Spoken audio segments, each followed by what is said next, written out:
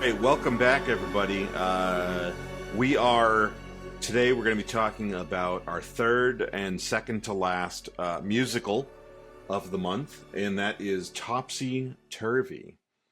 The 1999, more of a biopic than our last movie we watched, about Yeah, Arthur Sullivan and William Gilbert, yeah, the famous duo who made all of the Gilbert and Sullivan operettas.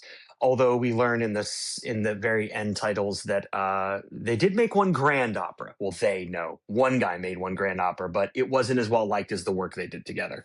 So they right, are most famous as a duo, even though they were two completely different people. right. And before we dive in, you mentioned that that this is a biopic and it's a more authentic biopic than last week's, which it absolutely is. But one of the things I want to say is because I have a problem with a lot of biopics, especially ones where they're trying to just cover someone's entire life, or Yeah, like I have not seen the new Michael Jackson movie, so I'm not. But I know it covers up to 1988. But like I think that most people who are worthy of a biopic are they have too much to cover in a biopic. yeah. And so one of the things that I hear often is if you can focus on a specific time, uh you're going to do a better job. So if the Jobs movie that came out with Michael Fassbender as Steve Jobs didn't focus on Steve Jobs' whole life. It focused on 3 half-hour, Mhm. periods leading up to launches or whatever.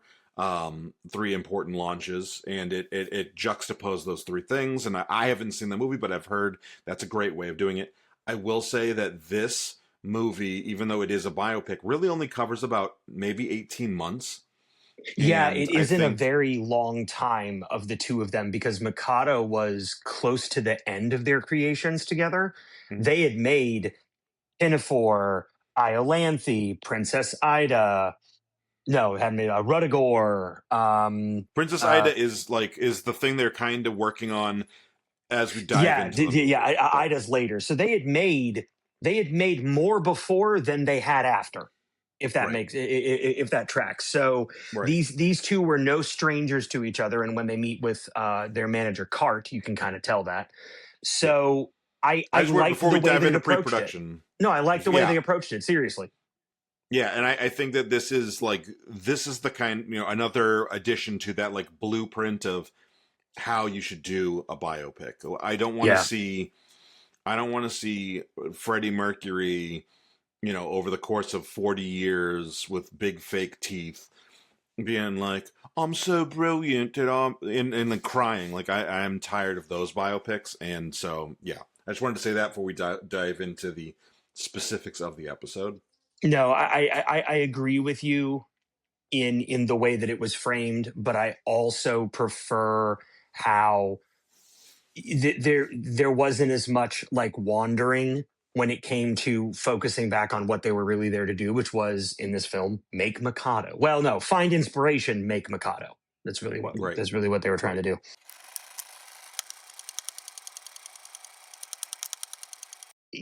do. This is our third film in musicals in May. Singing in the Yep. Rain was about Hollywood reflecting and kind of reinventing itself. Greatest Showman was about mythology, and that's what we picked as our theme. Topsy Turvy is about the machinery underneath the performances. And the music in this musical is more kind of like diegetic adjacent than it is music numbers. In other Right. words, whenever you see music on the screen, it's never off screen. It's never to fill space or to transition scenes. It's literally people performing. So it's Right. very much more of a process movie, closer to like Tick Tick Boom a bit, where they were like, we were watching the rehearsals rehearse kind of thing. Yeah. And It it's more it musical also adjacent than it's serious musical. If you like period piece films, this is more your thing than if you like musicals, this is your thing. Yeah, it also did something interesting, which was like, and again, this is part of that the biopic that's kind of shortened, but other than a very few couple of side characters, everybody in this movie starts the movie knowing each other Yeah, already, that's and true. we're like in this relationship. So it's almost like a family movie in that way of like we're seeing a moment Yeah, in this family. Um, like any, like, oh, we're coming home for Christmas, kind of like they're that like we have established these relationships are already established. There is some level of tumultuousness in some of them, but overall there isn't anything that drastically changes in the specific relationships. It's how we get through a thing together as a team. yeah. Like why does this group of people care so much about making something fake? Right. And And that leads us to our topic for today, which is that like emotional investment. mhm. Because this is a theater troupe. So like I mean theater troupes still exist in large part Yeah, in a large way, but like there is an extent to which you think about like if you think about Broadway, you think about like Daniel Radcliffe is doing a stint as blah blah blah in Chicago or whatever, and this is not that. This is like the theater troupe, uh, gets cast and recast over and over, and there may be some slight changes in who is the lead or who has the solo or whatever, but it's not like so we're not having there's no one new really getting introduced. The inspiration for the show is those characters are slightly foreign. Well, they're foreign, but they're slightly outside the group. But otherwise, everything else is that like you have the emotional investment of I've been with the company for one person says 28 years and I expect to be here 28 more, and and you have there are stakes differently than something where it's I'm coming in for this temporary, I'm coming in for this play, I'm coming in to do this thing. It's no, this is my livelihood, this is my yeah. calling, and these are the people I work with. And that emotional investment's clear well outside of William Gilbert and Arthur Sullivan. Oh yeah. Like they were when we get to this part of their lives, they were accomplished. Right. They were doing well ish. Cart They were d- d- so do, accomplished that there is a level of staleness, I think, within both of them. One is worried yeah, that the and that's one of the reviews. conflicts. Right. They're worried that they are on the other side of their peak. Both of them now in different ways, and that Yeah. So when we're looking at like what goes on in the film, Gilbert and Sullivan and the entire acting troupe, right? mhm.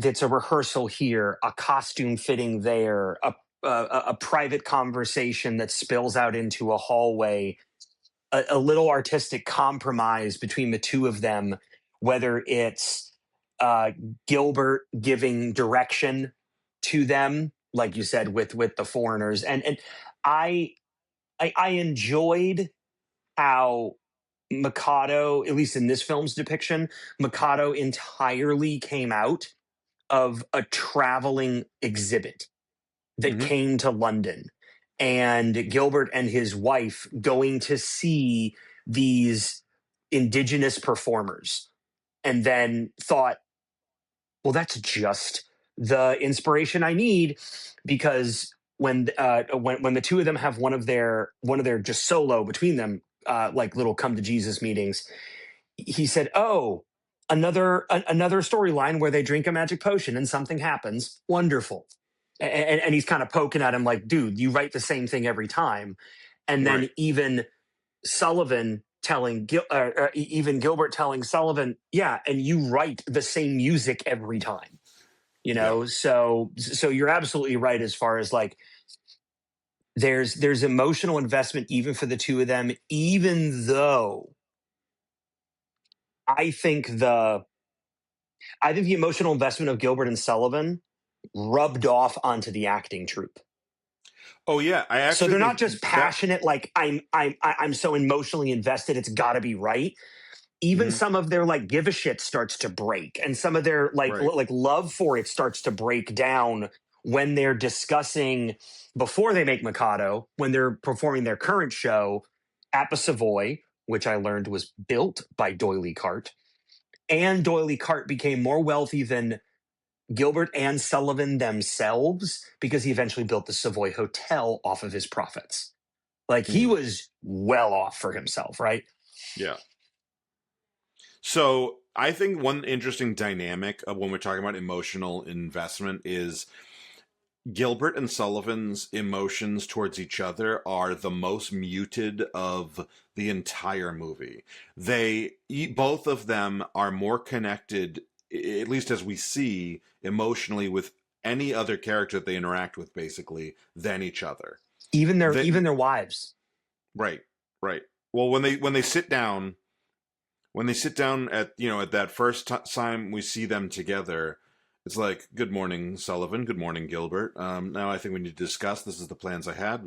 It is like we were talking about, like, okay, I need approvals on my architecture. It is not like, okay, I wrote this and what do we think about for music to go with it. It feels less collaborative and more, I'm just presenting the thing I've got to present right, to you. What are you going to right. write? Yeah, it was much more And they're business meeting.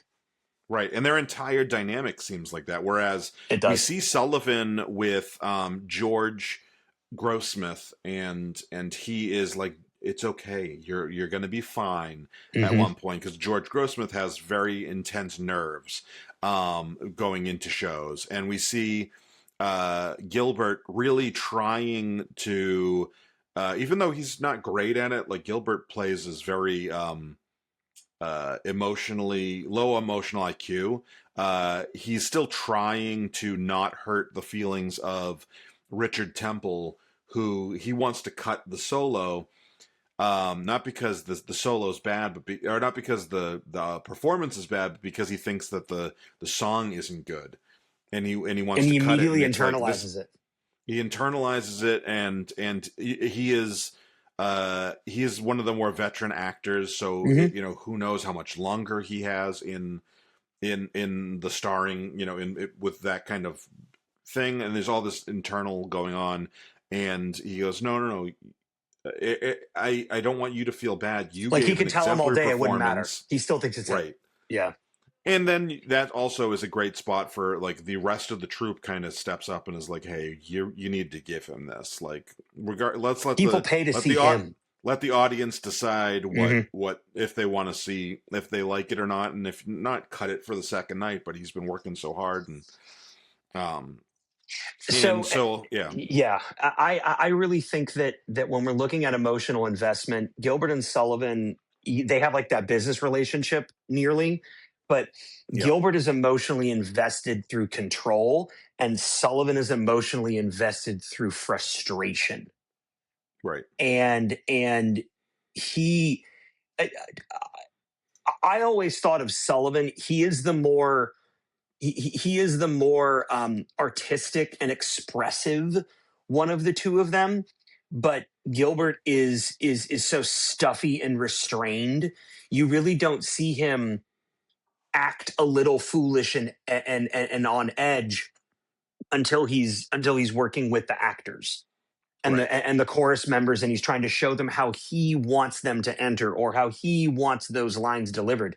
Whereas right, Sullivan is always kind of farcy and very fanciful, especially when he's enjoying, after one of the performances, those dancers, mm, when he's in France, and it's just this.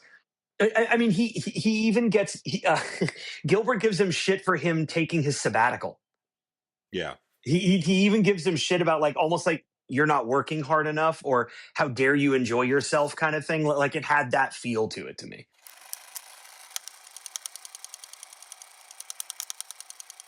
I think that, like, the so to get people caught up, the idea of the movie is we start the movie at the end, or I think it's the premiere run, but it ends up being a pretty short run for, what was the Princess Ida, is that what you Princess call Ida. it? Yep. Is it which is their, a show that they've just put on.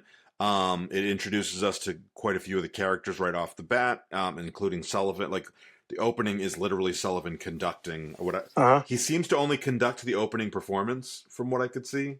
After that, someone else takes over, and then Yeah. he goes to work on the next production or writing the next production, or it goes on sabbatical.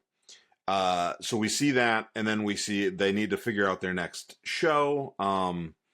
It looks like Princess Ida is not going to have that long of a run as some of their other shows have. So they are thinking like, okay, we need to get on this, and they're Yeah. under contract, so they have to do it, and they have to do it together, and they can't agree on a show because Sullivan thinks that Gilbert wants to rehash too much, and Gilbert just wants to get it done, and he is hurt by the way that Sullivan is putting it, and so that creates some of that coldness between the two of them. And then his eventually when he finally like says, okay, I'm scrapping that idea, which I don't know that we ever get a name for. His wife is trying to like cheer him up, and the wife is a really good character to have in the movie for a few reasons and that I'll get to in a second. But his wife she kind of like forces him to go out with her when he doesn't want Yeah. to, and that's where he sees Japanese performers at this fair that it is similar to like a World's Fair where it presents for a very long time and you go see it or whatever. I think when I looked it up, it said 2 years it was going on for. Yeah. Um, It was now, it was an effort by the monarchy to be worldly, mhm, very much in the way that when we did, oh my gosh, The Last Emperor, yeah, the concierge or concierge, whatever he was, that came from Europe because this part right, of China, they're like, let's go ahead and invite this Westerner, right? yeah, It was very much that same kind of thing. So to appear worldly and well read, the monarchy had this fair in Knightsbridge. I guess you could say fair is the best word I can think of it, but it's really more of an right, exhibition at like a museum right. sort of thing. Yes, exactly. So that leads us into the creation of Mikado, which basically is the rest of the movie. Yeah. The reason why I say that the wife, which is Lucy Gilbert, better they call her Kitty, or he calls her Kitty. The reason why I think she is such a good part in the movie is she shows us that Gilbert is not uncaring. He is just bad at expressing it because it is clear to us as the audience that he loves his wife. Like Yeah. that's clear, but he is so bad at expressing it. Like he's talking to her in bed. He's sitting on the bed while she's talking, or while she's laying there. Like he's putting her to bed the way you almost would like a kid, which and then he's like, okay, well, I'm gonna go back, and she's like, no, talk to me. Like a bunch of times, she's like, what, and it's clear that she understands this about him. There's some heartbreak at the end when we realize that she always worries that he is, because he's obsessed with the show. She has somewhat internalized that as the younger women and the younger actresses, which we see literally no sign of from him whatsoever, that he is Yeah, he interested doesn't in care. anybody romantically except for her. So like that is not really like seeming what it is. So we get to Right. see all of this played out with her in a way that is clear for us as the audience, and then that allows us to use that as like an answer key to how he acts with everybody else. And Instead of having someone say, well, I'm just not good with emotion, like instead of doing that, we see that. We see that, and he's able to be a little more vulnerable. We don't have to use exposition, and yeah, it then we doesn't have to be do. spelled out for us. Yeah. Right. But And then it makes it very clear and as he goes forward, um, interacting with all the other characters. and in contrast, Sullivan and his wife are completely different. They Is that are his wife or is that the okay, good point. mistress? Good Because point. I got the feeling she was married to somebody else, and I got the feeling that's like there's some talk about what I'm assuming is an abortion At the at the very end. end, and But it he's seems always like with the same woman. right. Maybe he's carrying on an affair with a married woman. That's but like because she says they say something about it not being the first time that they've had to have this problem, and and that they had to have it fixed. And she had put her hand on her stomach. So I'm assuming she's pregnant and she wants to get an abortion because she's not married to him, and that they've had this happen before. I could have misread that, but I think that that's what they're implying. It's Fanny Um, Reynolds. Fanny Reynolds, So and Fanny Reynolds, thank you for looking this up, is played by Eleanor David. And okay, she is a mistress. So now, okay, mistress meaning not girlfriend, or mistress meaning he had another committed relationship he's supposed to be in? I don't know. Between the fact that it's 100 years before I was born, and they're older, and British. Like there's so much like linguistically that would be potentially, like the way that Yeah. like you stop calling them girlfriends after a certain point because you're Okay, that's older. Like true. even in today's society, Yeah. and So this film makes the process the story, and Fanny to Sullivan is more of a muse, and regrettably so, Gilbert's relationship with his wife is more stuffy British than it is anything else. hmm, It's formulaic. Like when he has his toothache, he calls his maid and his wife harpies. Leave me alone, you harpies, and you should have some tea. Away. Like he's so just abrasive to them, but yeah. again, that's his relationship with them.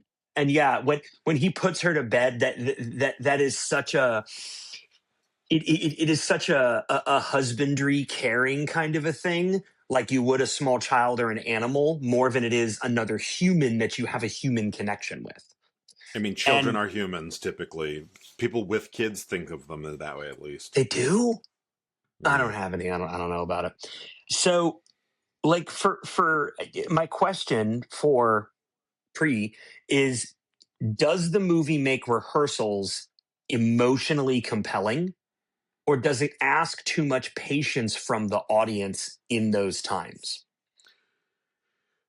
I think that it makes it emotionally compelling. It also really establishes it keeps establishing and reiterating dynamic. So in another movie, like Singing in the Rain, we don't see really any rehearsals. We just see, No. like Well, the musical numbers might boom, as well be rehearsals. right, right, but we don't really see the rehearsal. In Yeah, this, not like this. it's similar. Like I mentioned, it feels more like a family movie, like a family Yeah, it dynamic, does. family, and so the rehearsals to some extent are, like mom and dad being like, take your elbows off the table, and like we have to establish like, okay, take your elbows off the table. I said take your elbows off, whatever the thing is. And so there is that like repetition creates this dynamic too. Because I think that as a, when you're in talking about family dynamics, you, especially as a parent, you're repeating constantly. And so the director, the Oh my as gosh. there really is that dynamic. And when you look on a With the meta actors, level, there is. He keeps well, like, no, again, and no, specifically in this again. dynamic, Yeah. but when you look at also the fact that Mike Leigh is, if you look at his movies, this is the cast of most of them. It's Leslie Yeah, it is. Manville, it's So Martin he's even using Savage, his same acting troupe as an acting troupe in a movie about acting troops. right? And it's possible this is what established it, because let me look at his. I know that Timothy Spall is in a lot of his movies. But like, yeah, okay, so he had a couple movies before this, Secrets and Lies. Well, I guess he had a few, but like the big ones that I've heard of before are Secrets and Lies. I feel like Career Girls. But the reason I noticed how much repetition there was is because I was clicking into the actors to see what they've done, because there's a few that I recognize, but there's a few that I don't. And then I'd be like, oh, what is this? And I'm like, oh, it's another Mike Leigh movie. And when you click into it, I'm like, oh, Leslie Manville's in there. Oh, Timothy Spall's in there. Oh, like, and so you have this same, and more so than when you think about like Scorsese repeats with De Niro, or Scorsese repeats with Pesci, or that's like one or two actors overlap. This is like there's a fair amount of repetition here in a larger group, and that creates uh, its own troop vibe, right? Hmm. And so there is a level to me. There's a level of this family dynamic, and it's seen through the movie, but it's also seen behind the scenes, I think. And Mike Leigh probably ends up going through a lot of this repetition, and there's a theatrical element. I listened to an interview several years ago with Timothy Spall talking about the movie Mr. Turner, I think it was, and he goes, yeah, I do these movies with Mike Leigh, and we get together and we go over it like the way you do with like theater. Like in movies there's rehearsals sometimes, right? That's not uncommon. But they're not the same. They're not typically theatrical. You do get some directors who do that theatrical like vibe of getting together a little bit. I know Coppola on The Godfather, I think, spent a weekend doing a couple rehearsals, like Hmm. and getting through it. But the way that Timothy Spall said that his work with Mike Leigh is that they get together and they drill it. They drill it the way you would a rehearsal for a play. And that doesn't mean they don't make changes and they don't like adjust and course. Which there's that moment where they're doing the rehearsal and Gilbert is saying, do this, and he goes, okay, sorry, I missed that line. He goes, no, I just added that. Don't worry about that. Like I there did. is that Yeah, I remember dynamic. that. Yeah, no, thought of it just now. Just thought of it. You have nothing. You did excellent. It's just that it doesn't sound right in the moment, and there is that even though there is clear authority versus subservience, whatever, between there's that dynamic. It is more like it is more familiar than like boss and employee. It is, Yeah, and I mean, we they even have see more that of an with like, understanding of each other, right, and there's like and reverence, but there's less of that tension right, where there's a known rank between right, them. Like they know who he is, but they don't yeah. exactly feel they can't challenge him. Yeah. And there is a little more of a tension between him and Grossmith is much closer to Sullivan than any other person we see.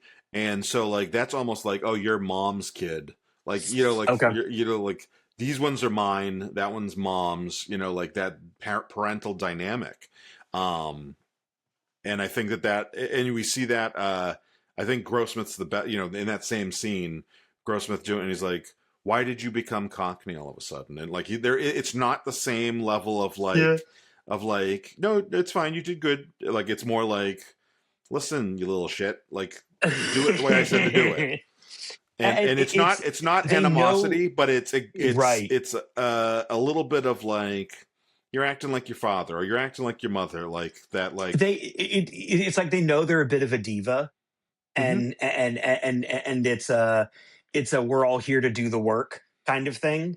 right. And oh god, the way he talks to the choreographer is fantastic. Yeah. The way that freaking Gilbert talks to the choreographer when they're trying to get those ladies to advance down the stage in a Japanese manner. Yeah. I mean, how British is it that we make an entire scene out of that? It's very British, but I mean, hey, And we are even you have, ready? so sorry, I just want to say one more thing is that with Kevin McKidd, his character is Durward Lely. I don't know how you say that. Um, he is interesting too in this family style dynamic because we see some contention with him not wanting to wear the outfit Oh, the because corset. The corset, no, it'll expose his he legs. likes he likes the corset. He doesn't like the kimono. It's too short And to be it's Nanky too Poo. short. And he is, and I think, and he says, I've been here for whatever amount of years that I've been in this, I think 4 or 5 years. And he's saying that like, I'm part of this too. And it's like, yeah, but you're the new guy still. Like, even though it's been I four or like how five five years, years is the new guy. And it's like you're the new guy. You know, Yeah. nobody else questions literally anything about whether or not it's embarrassing or it's going to be. You know, they're just like they're just like, okay, is that the better way to do it, or is this like they're all built into that mode, and he's like the little kid trying to figure out his place in it all, Hmm. and he hasn't gotten there quite yet, and I And he think like knows not to eat the oysters.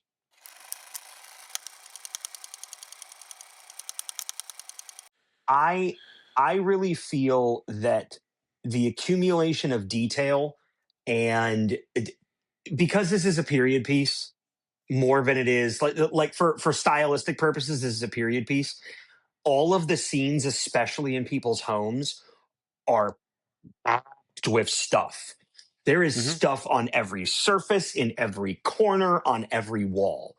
So yeah, the accumulation of detail is very big. The backstage realism of having, like, especially, and I remember this from my days when my parents were in theater, the attendant to the stars, the one who like sits in the chair in the hallway and has to like accept people knocking on the door to bother the actor. yeah, Like even that bit of like detail not only was correct for the time, but is correct even in the '90s when my parents were in Gilbert and Sullivan production specifically, and they did Mikado. I think I think my parents did Mikado like 3 times or 4 times. They did it a bunch. Um, and the refusal to over romanticize the artists I liked as well.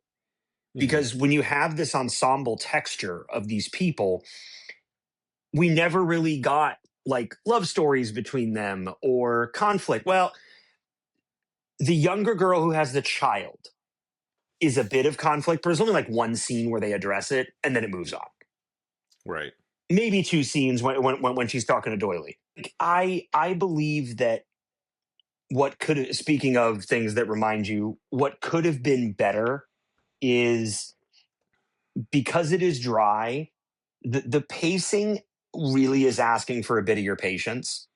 yeah, And British films from this era that are not Guy Ritchie films can ask for that because obviously Guy Ritchie is a completely different director with a completely different genre. But still, most British made films from like this turn of the 2000s kind of era, yeah, they're not, they're, they ask, how should I say this? They don't ask for patience in like a Ponzi way.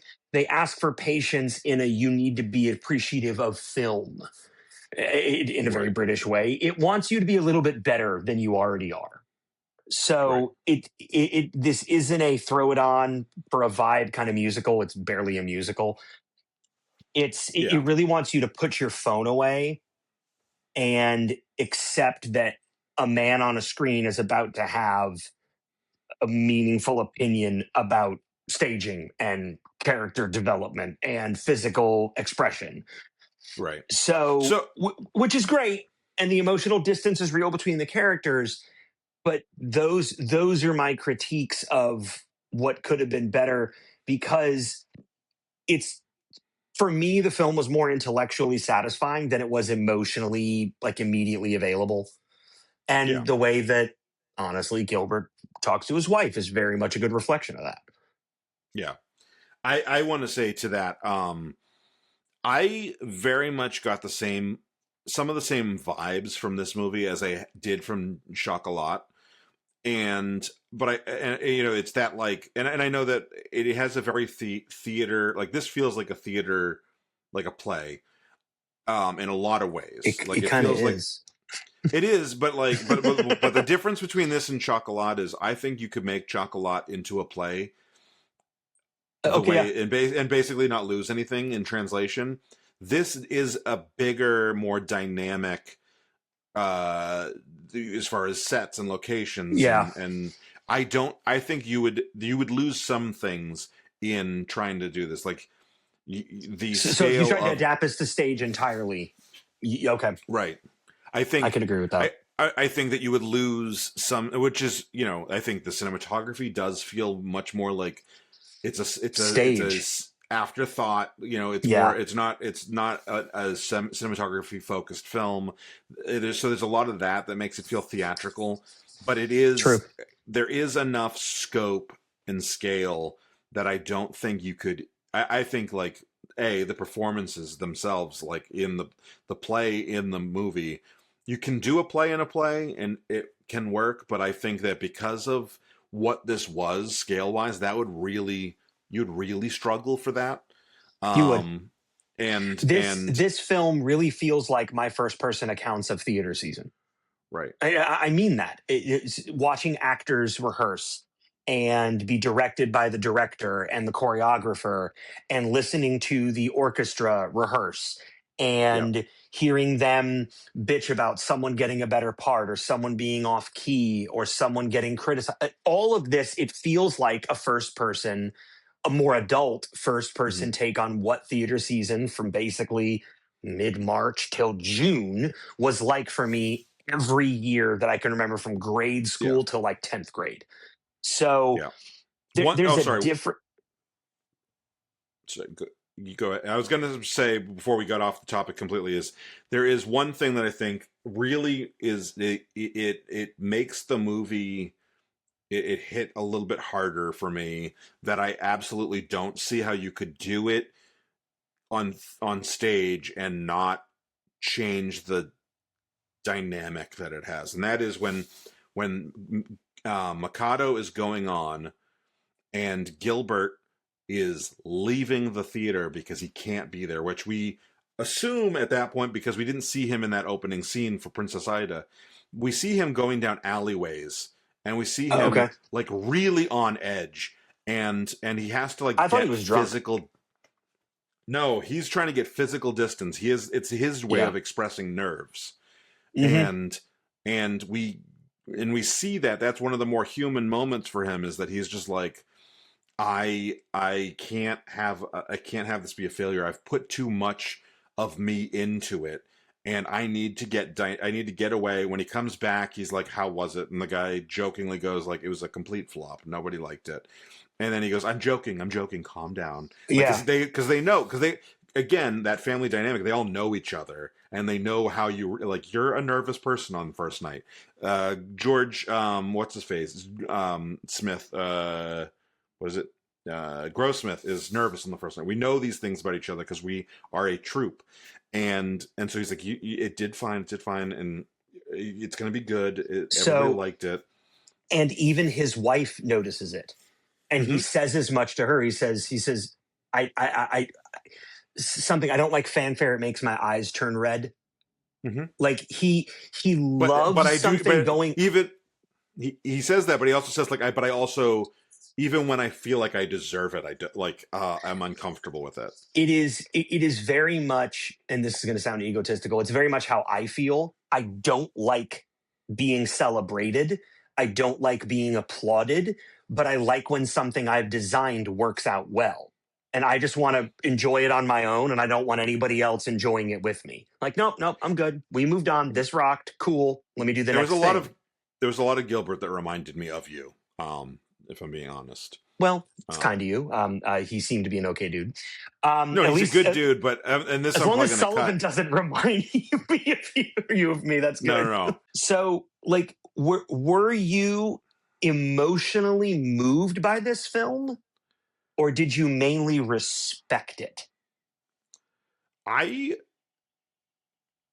I there was a couple moments where I was like, I would say that I was like, oh yeah, like I really when he's talking with his wife at the last time, like the last moments with his wife, where she's like, kind of expressing like her own fear that he's gonna like move on without her, and I was like, oh, I that part like I was like, oh, that's really sad and beautiful, and him kind of getting it, kind of not getting that it was a metaphor, like only half being in it, and but Yep. still being like, I love you, Kitty, basically, and like I liked that part. There was enough there that I was like, I was fully invested. Other than the fact that I don't love the music of this movie, I thought uh, I was like I was like, this is a good movie. I want to see something else by Mike Leigh now because like it is very different in structure than almost anything else I can think of because there isn't really a 3 act structure in any No, particular way, and it's more focused on character and dynamic, which is really cool.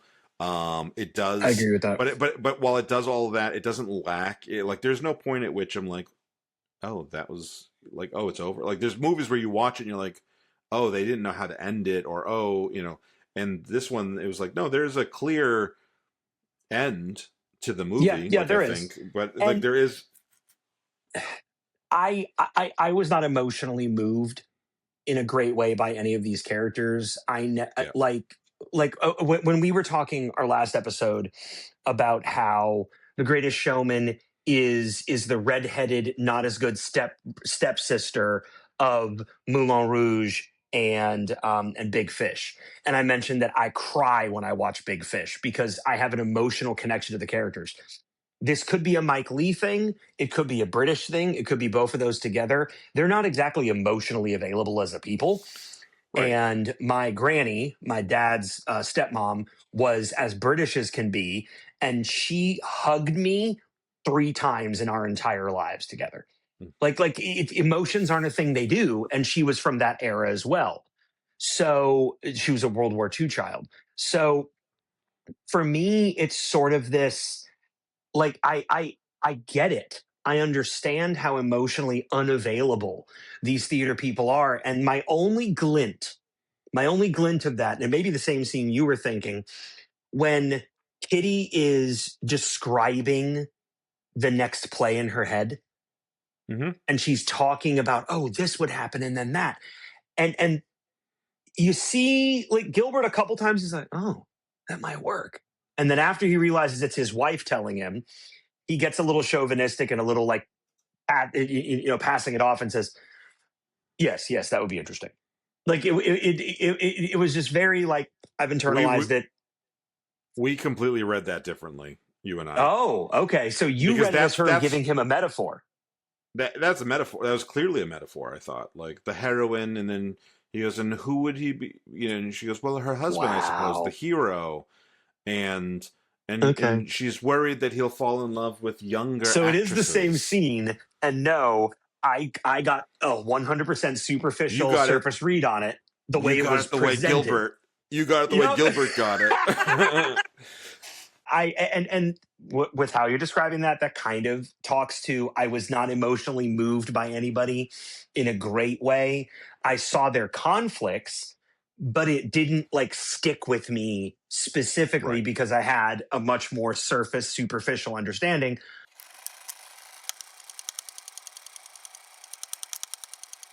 This is barely a musical, and we've already covered that earlier in this episode, and that's why it belongs in our musicals in May. And I feel that way because it's not a traditional musical where characters are bursting into song as a method of scene expression or emotional expression.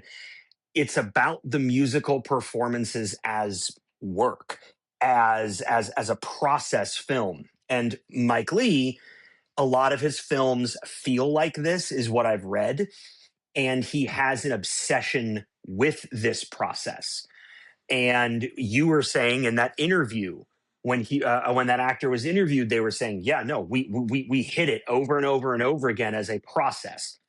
That makes this a strong third pick for us because it stretches the category a little bit, and it's musical as a meta and a method, and not musical as what we're experiencing.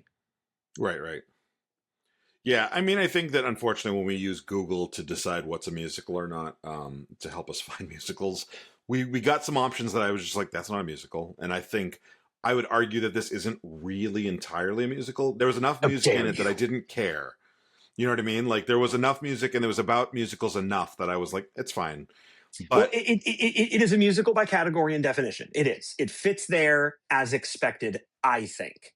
But okay, but it that's because we is. have different It is. definitions, clearly. Well, it it's bending it the way that I described. It has Yeah. music in it, it is not a musical like they're like the Right. characters are expressing themselves. Right. Right. But That's what's why I'm saying interesting, I'm fine with this one, but like Google kept saying like Footloose, and I'm like, I know Footloose has music in it, but like I don't think of Footloose as a musical. I don't think of the Elvis movie. I didn't think was oh, okay. entirely a musical. Even So you know, so like enough places categorize this as a musical, but every once in a while, actually no, I'm going to rephrase. There are only two different times in this film where there's expression from the characters performing music, and music is just the vehicle. The words have no, usually in musicals, the words are the expressions. Like think about Zendaya and Zac Efron's song, right? They're yeah, describing their conflict. Nowhere in this film are we describing conflict. We're rehearsing an operetta. When I really feel when Timothy Spall is doing his part as the Mikado and he's dancing, it is a little rough. It is a little low commitment. And I think that's hmm showing what's happening to that character. So yeah. and that's one of the reasons that he has such a negative reaction to Sullivan Well, saying, or to Gilbert saying, "Cut yeah. it." And It he wasn't says just, I'll get the legs worked out, like because he's like I'm struggling with that, but I will get it done. yep. Yeah. And I feel that I actually thought, so who is the other dude that was rehearsing with them, the lanky guy, the tall Uh, lanky one? was that George Grossmith, or was that the Okay, Martin Savage. Yes. Okay. yeah? So I actually thought Martin Savage was going to have the same moment when he watched him shoot up and then go Oh yeah, on yeah. stage. I actually thought he was And he's going to have a lifting his. moment. I thought because he's lifting his arms up, and I thought it was going to slide down and reveal I did too. his track marks. Either that And or it was going to like, because there were a couple of tight zooms on his face when he was yeah, performing. And I almost thought that was like the cinematographer or director trying to be like, dude, he's about to break. He's about to break. Like I thought it was going to happen, but it didn't. yeah, And for me, that's Grossmith's commitment to his role as being like, nah, I'm gonna bang this out no matter how much drugs I'm on. Um, and it definitely felt like that. But those were pretty distant examples of the classic musical. hmm And I really think that this movie's biggest question is whether or not art is worth its cost. right, Its emotional cost, its financial cost, and its uh, emotional and relationship. I can see as two different things. When I say relationship, I mean like Gilbert and his wife, yeah, or Sullivan and his mistress. It's not, and then emotional in the case of Spall or in the case of Mr. Grossmith, like those kind of characters, or even yeah, Cart Doily, right? right. So it is making art, even what you and I make here, is it worth what it takes out of people? That is what I think the biggest question of this film is.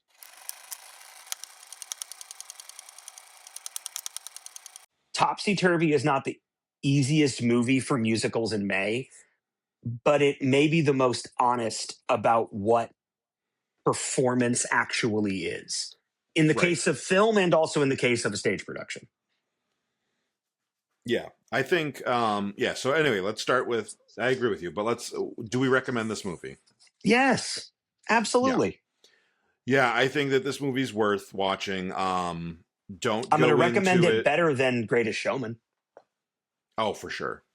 For sure. It's the music's not as good. The although it's original at least. Both are original. Like Well, original. yeah, yeah. The music's not as good, but overall the story's way better. Yeah. And I would say like Well, that's there one is a thing. story. Yeah. Well, and there's yeah, and it's not super whitewashy. Um, as far as recommending this movie, I recommend it.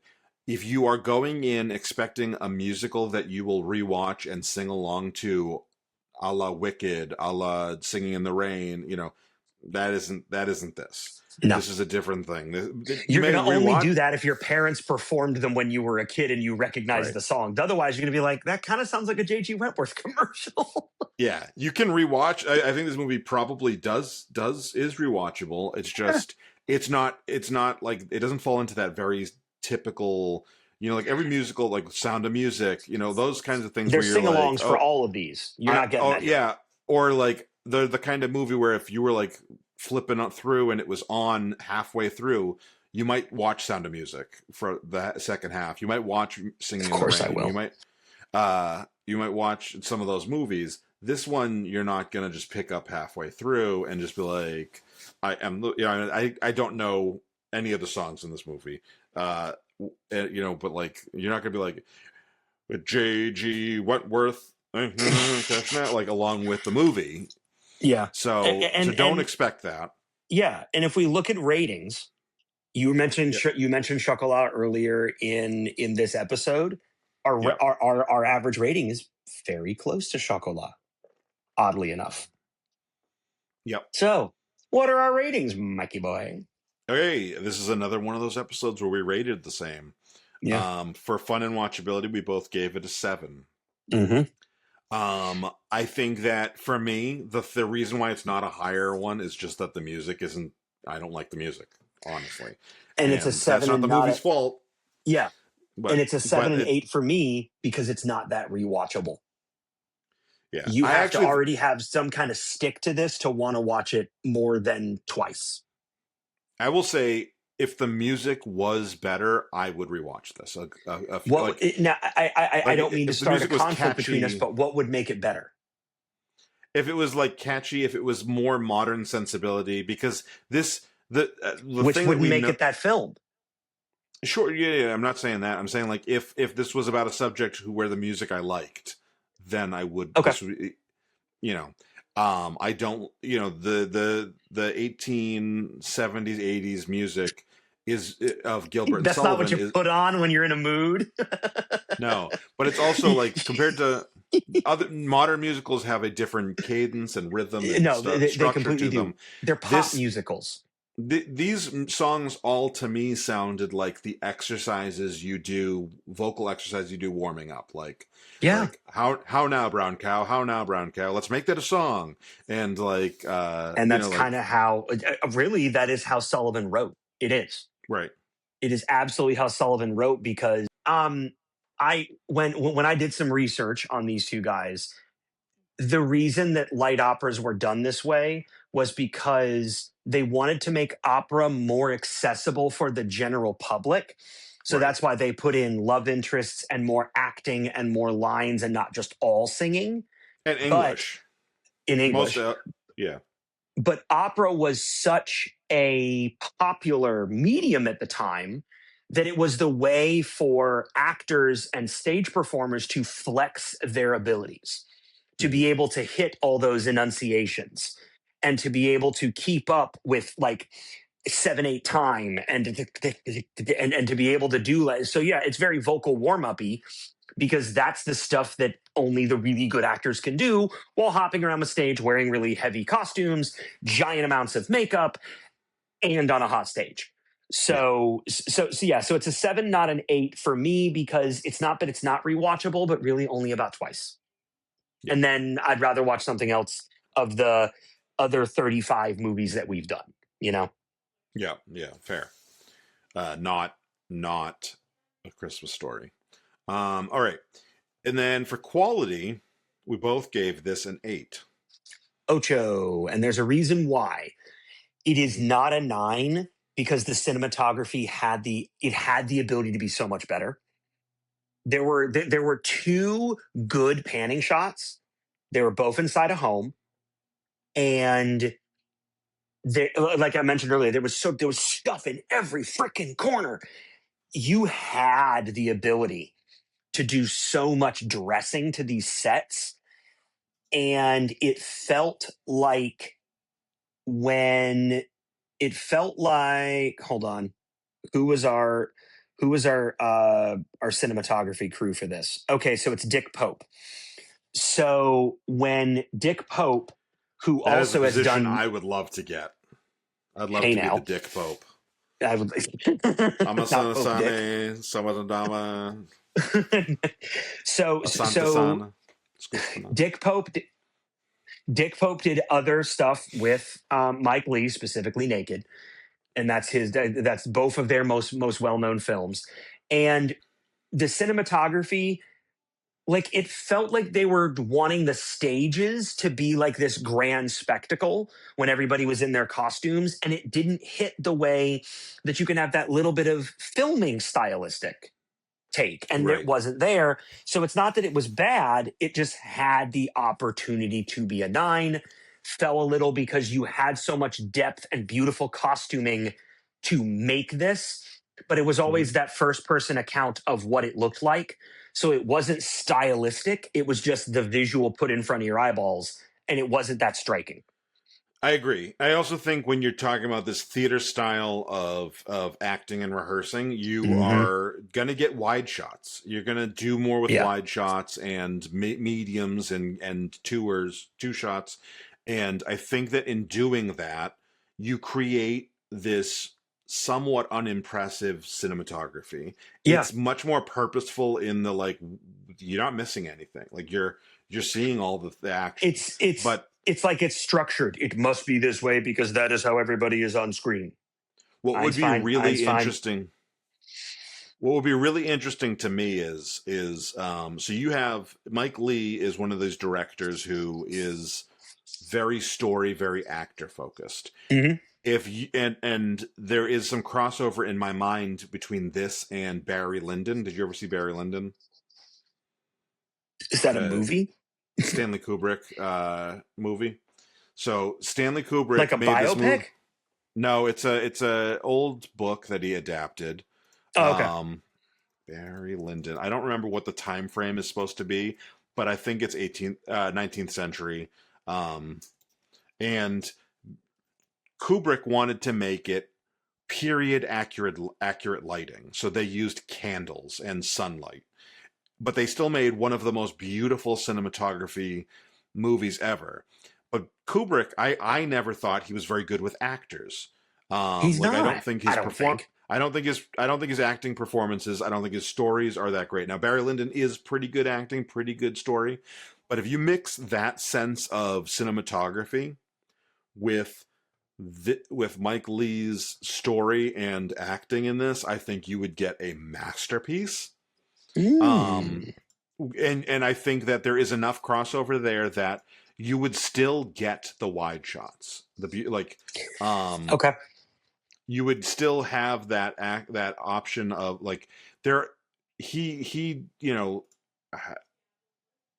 I'm looking at it and they're like these are we have 7 guys in this picture, but it's beautiful.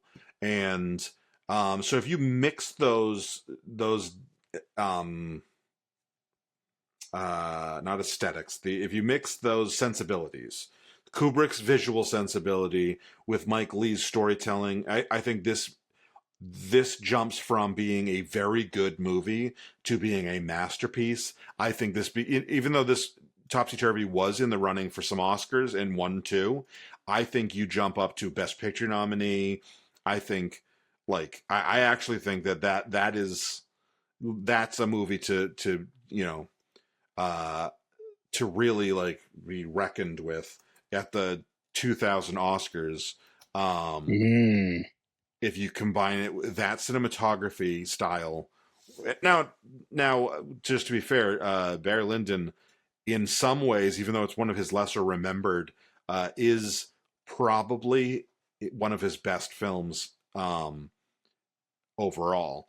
And so, like, that's keep that in mind. But like, that's the year that American Beauty wins Best Picture, and so like, you're not talking like let's see, We're let's not talking where's about Best Picture. the film Barry Lyndon from the 70s?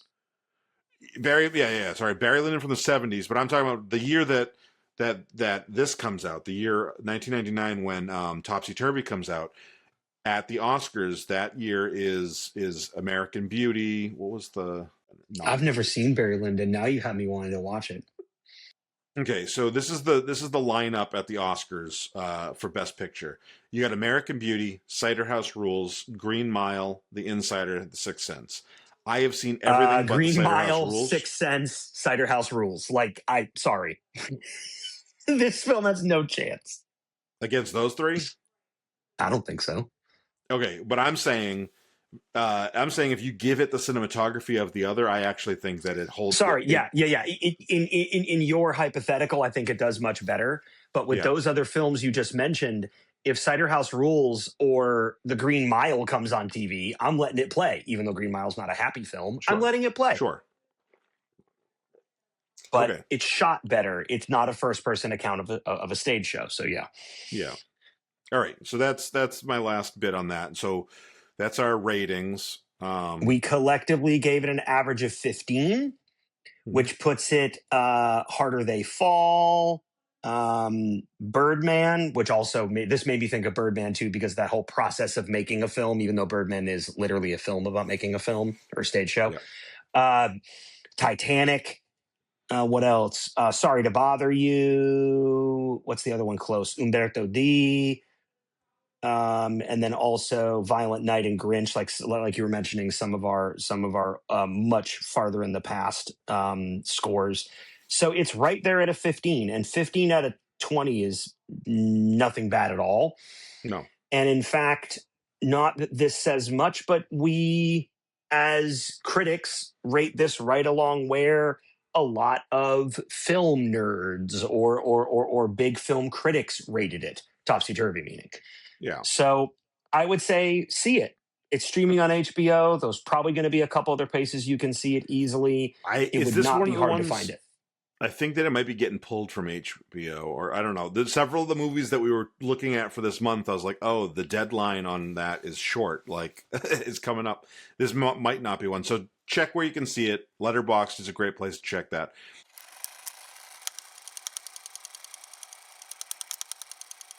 For next week, we are at a little bit of a standstill because we're at a tie for last week's poll on what movie we should finish Musical May with.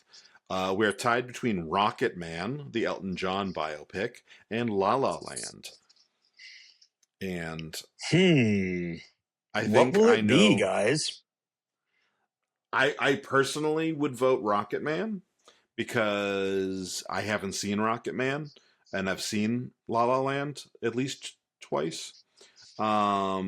So that's like my own personal bias on there. What do you think?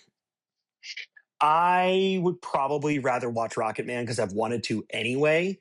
Mm-hmm. And Elton John is someone that I like his music. I Yeah. also listen to so much of it in a movie sense growing up watching Disney films, animated Disney films. So Mm-hmm. I'm familiar with a lot of what he's written. And also I think as an out gay man, he's an interesting dude being born Yeah. in the era he is and being 100% unapologetic, but having that not define his art either. Like Right. what was the other biopic, something Moon, about Oh, Blue Moon about Lost no it's Heart. no it's the other one I'm thinking of. I thought it was Jim Carrey as the main actor. Oh, Man in the Moon. Man in the Moon, yeah. So there's another example of like a biopic that I want to see because the person is fascinating to me.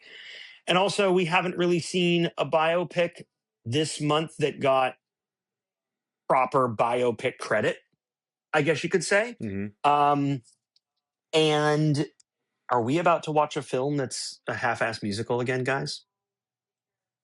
I don't know. I Is got the Rocket Man feeling it's really a more. musical, or is it a movie about music? I got the feeling it's an actual musical because I got the feeling that like there is some singing outside of the Yeah, yeah, performances. yeah. All right, so there's that. As far as Man So on the please go Moon, vote. It is, huh? well, I was gonna say we I think we picked Rocket Man. So unless we want to like let people give people another few days, but by the time this goes Yeah. up, By the time this goes up, we'll be recording the next one. So That's true, I, but at the same I time, I'm still going to throw it out there. So in the future, okay, when people see this, I'll actually cut this and make it a short.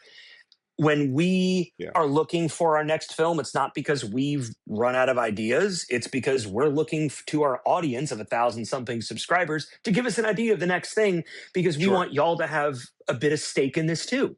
yeah. So when you see Well, us posting, go to our community tab and enjoy yourself and interact with us there.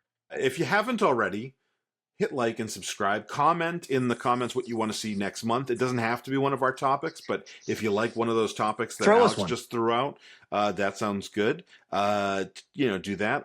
Let us know what musical you want to see next week. Or go back to that. Go back to that, because it's either going to be La La Land or Rocket um, Man.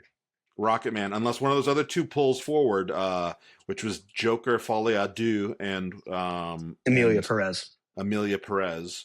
I would rather Uh, it not be Joker because I want to save bad films for their own month. But okay, if you guys pick it, we are the will of the people. yeah, all right. So yeah, go ahead and do all that. If you're interested in getting episodes early, I would say go to patreon.com. I'll link below where the exact thing. It's not patreon.com/chocolate diamond. There's some other random number they Yeah. threw in there. But on there, you can get our episodes. You can get the rest of the year's episodes early as soon as I'm done editing them for $26 for the rest of the year. I picked 26 because it's 2026, so we're gonna have a $1 price hike next year, just to give you the Oh, heads up. guys, I don't know if we can handle it. um, and then yeah, so do that. That'd be great, and we will see you next week with one of those musicals, depending on which one you all want to see. We'll hope you return for our last episode of Musicals in May. Thanks for watching. Thanks for engaging. We'll see you soon.